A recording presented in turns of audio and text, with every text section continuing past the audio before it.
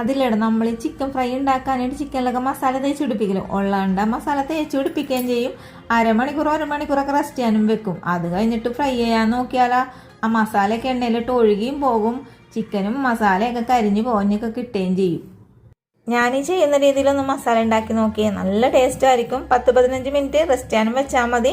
എണ്ണയിലേക്ക് മസാല ഒഴുകി പോകുകയുമില്ല. ഇഞ്ചി വെളുത്തുള്ളി മിക്സിയുടെ ജാറിലേക്ക് ഇട്ടപ്പോഴാണ് നോക്കിയപ്പോൾ ഒരു ഇച്ചിരിക്കോളം ഇഞ്ചി വെളുത്തുള്ളി പേസ്റ്റ് ഇരിക്കണേ. എന്നാൽ പിന്നെ അത് ഇട്ട് കൊടുക്കുക. ഒരു 1/4 ടേബിൾ സ്പൂൺ നല്ല ജീരകവും 1/2 ടേബിൾ സ്പൂൺ പച്ചമുളക് 1 ടേബിൾ സ്പൂൺ പെരിഞ്ജീരകം കുറച്ച് കറിവേപ്പിലയും മല്ലിച്ചീരയും ഇട്ട് അരച്ചെടുത്ത് പിന്നെ കുറച്ച് വെളിച്ചെണ്ണയും കൂടി ഒഴിച്ചിട്ട് ഒന്നും കൂടി അരച്ചെടുത്ത്.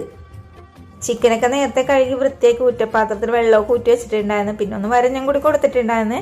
ചിക്കനിലേക്ക് കുരുമുളക് പൊടി, ചിക്കൻ മസാല, കാശ്മീരി മുളക് പൊടി, എരിവുള്ള മുളക് പൊടി, പിന്നെ കുറച്ച് ഉപ്പ്, വിനാഗിരി ഒഴിച്ചിട്ട് ഒരു 5 മിനിറ്റോളം ഞാൻ റെസ്റ്റ് ചെയ്യാൻ വെച്ചിട്ടുണ്ടായിരുന്നു. 5 മിനിറ്റിന് ശേഷമാണ് ഞാൻ പിന്നെ എടുത്ത് കഴിഞ്ഞപ്പോഴേക്കും നമ്മുടെ ചിക്കനിലേക്ക് പിന്നെ രണ്ടാമത് അരച്ച മസാലല്ലേ അതും കൂടി തേച്ച് പിടിപ്പിച്ചിട്ടുണ്ട്. നമ്മൾ എല്ലാ മസാലയും കൂടെ ഒന്നിച്ച് അങ്ങോട്ട് തേച്ച് പിടിപ്പിക്കുമ്പോഴില്ലേ ചിക്കനിൽ മസാല പിടിച്ചും കിട്ടൂല. പിന്നെ ഇഞ്ചി വെളുത്തുള്ളി പേസ്റ്റൊക്കെ ഈ ചിക്കൻ വറുക്കുമ്പോഴൊക്കെ ഒഴുകിപ്പോവും. ഇങ്ങനെ ചെയ്യണമെങ്കിൽ ഒഴുകിയൊന്നും പോകൂല.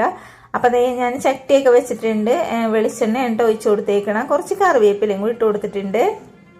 ചിക്കൻ പൊരിക്കാനായിട്ട് എണ്ണ വെക്കില്ല. ആ ഒരു സമയത്ത് മാത്രം 1 ടേബിൾ സ്പൂൺ മൈദയും 1 ടേബിൾ സ്പൂൺ കോൺഫ്ലവർ ഇട്ടിട്ട് ഒന്നും കൂടി കുഴച്ചിട്ട് വേണം ഇട്ട് കൊടുക്കാനാണ്.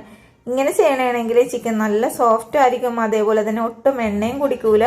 പിന്നെ നമ്മൾ വെളിച്ചെണ്ണയിലേക്ക് ഇടുമ്പോൾ ചിക്കനിലെ മസാല ഒന്നും ഒഴുകി പോകാത്ത വിധത്തിൽ നല്ല രീതിയിൽ തന്നെ നമുക്ക് കിട്ടുകയും ചെയ്യും. ആ കോട്ടിങ്ങോടുകൂടി തന്നെ കിട്ടുകയും ചെയ്യും.